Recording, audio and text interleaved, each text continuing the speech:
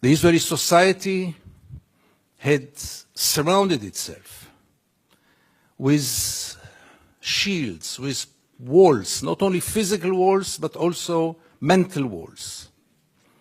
I don't want to get into it because it's another lecture, but I'll just give the 3 principles which enable us Israelis to live so easily with this brutal reality.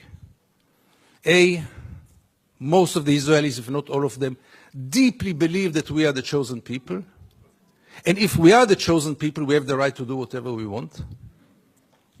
B, there were more brutal occupations in history. There were even longer occupations in history, even though the Israeli occupation gets to quite a nice record.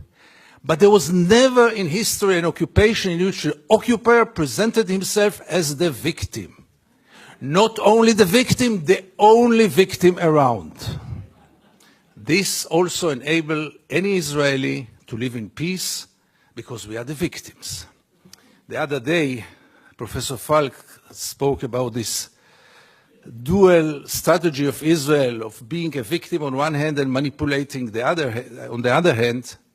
After what happened in Paris and in Copenhagen with the terror attacks, Benjamin Netanyahu came with the notion all the Jews must come to Israel. It's the safest place for the Jews in the world. It's a shelter for the Jews in the world. Which is wrong, because Israel is today the most dangerous place on earth for Jews. But let's put it aside. It was only 24 hours later when he said Israel is an existential threat under the Iranian bomb. And I asked myself, how can you dare call Jews to come and to join this suicidal project when the Iranians are going to bomb us?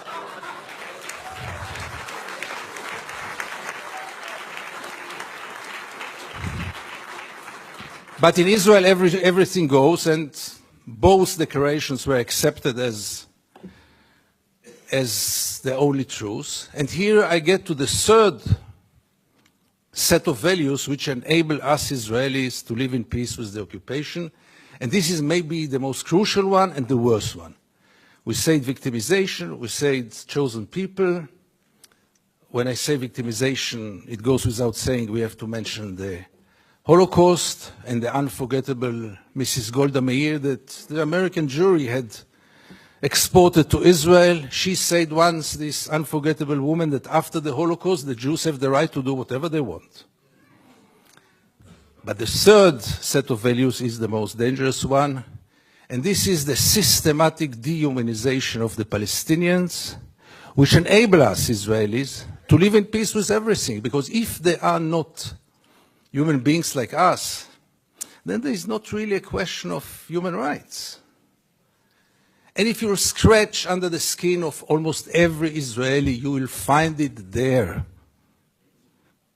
Almost no one will treat the Palestinians as equal human beings like us.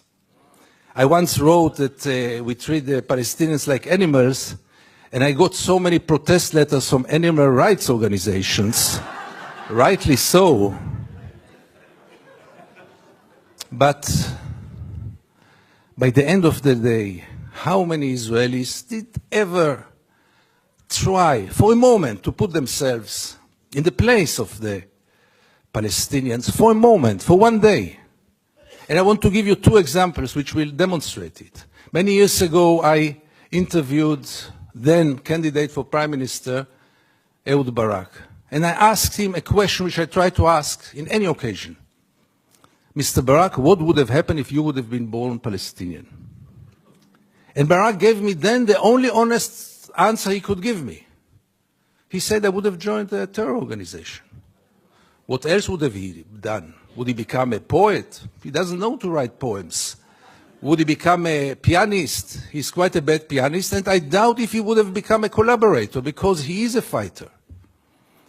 And it became a scandal, because how can you dare to put Ehud Barak to think what would have happened if he would have become a Palestinian? And the second incident, briefly, Second Intifada, the city of Jenin, the most closed city in the West Bank, real total siege.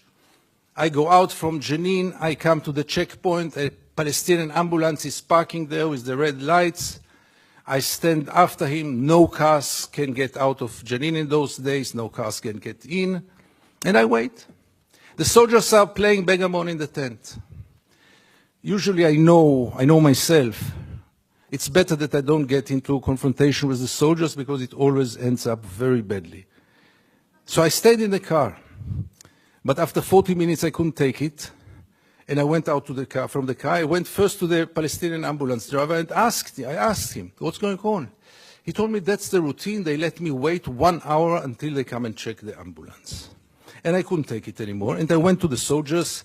It became a confrontation. But the question that I asked them, which really brought them to direct their weapons toward me, was one. What would have happened if your father would have been lying in this ambulance? This freaked them out. They lost control. How can I dare to compare between their father and the Palestinian in the ambulance? And this set of beliefs that they are not human beings like us enable us Israelis to live in so much peace with those crimes, ongoing crime for so many years, with losing any kind of humanity, values. I heard today people talk about Jewish values. I must be frank with you, I don't know what are Jewish values. I know what are universal values. Let's not get into it, really.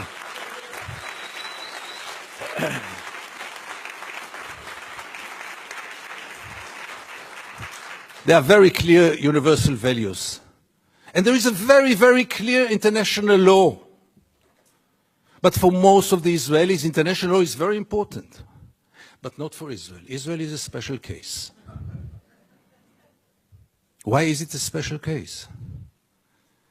And again, you get with all those set of values, with this living in denial. And here I want to get back to the topic of our panel. Is it good for Israel? No, it's very corrupting.